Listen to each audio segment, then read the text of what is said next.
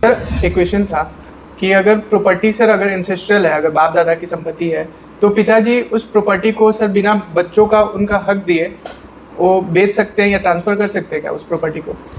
देखिए, अगर ancestral property है यानी फोर फादर्स प्रॉपर्टी है, बाप दादा की प्रॉपर्टी है और उसमें बच्चों का हक है प्रॉपर्टी में, तो बिल्कुल भी जो है विदाउट पार्टीशन जो है उसको बेचा नहीं जा सकता। तरीका ये है कि अगर बच्चे अलाइव हैं बाय वर्च्यू ऑफ बर्थ और इनहेरिटेंस, उनकी अगर राइट उसमें प्रॉपर्टी में इंटैक्ट है, यानी मोटा मोटी समझिए दादा इलाई प्रॉपर्टी है, फोर फादर्स प्रॉपर्टी है, तो उसमें बाय वर्च्यू ऑफ बर्थ जो है बच्चों का राइट हो गया। अब आप उनका राइट जस्ट कर्टेल नहीं कर सकते या किसी और को बिना बताए नहीं बेच सकते, क्योंकि आपको पहले पार्टीशन कराना ज़रूरी है।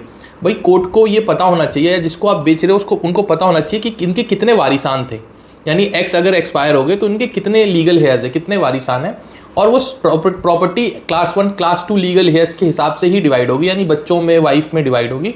और हर आदमी अगर चाहेगा तो ही उनका शेयर डिवॉल्व होगा।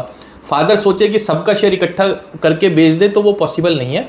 इसीलिए जब भी कोई ऐसी प्रॉपर्टी बेची जाती है, गांव देहात में होता है कि जनरली आदमी जो है प्रॉपर्टी को बेच देता है without quantifying each and every is right, तो वो गलत है।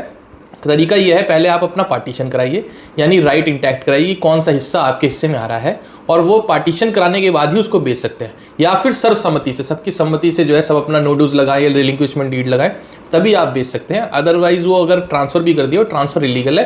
पहले पार्टीशन प्रॉपर्टी में होना ज़रूरी है।